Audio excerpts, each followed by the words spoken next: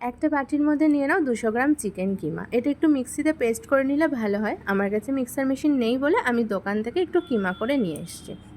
এবার নিয়ে নাও vinegar, chili sauce, soya sauce, আদা রসুন গ্রেট করা আর কাঁচা লঙ্কা কুচি আর লবণ দিয়ে ভালো করে ম্যারিনেট করে রেখে দাও।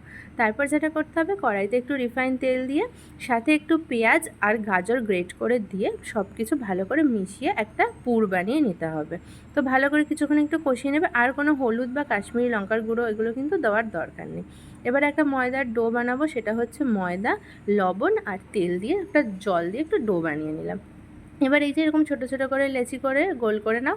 এবার বুঝতেই পারছো এবার কি রেডি হচ্ছে। একদমই তাই, বড় থেকে বাচ্চা, বাচ্চা থেকে বুড়ো সবারই কিন্তু খুবই পছন্দের। তো এটা আমি আজকে বানাচ্ছি চিকেন মোমো। তো এবার একটা ফুটো থালার মধ্যে একটু তেল মাখিয়ে এবার নিচে একটা বাসনের মধ্যে দেখতে পেলে যে জল দিয়ে ফুটতে দিয়েছিলাম। ব্যাস এবার ঢাকা দিয়ে হতে দাও আর রেডি চিকেন মোমো।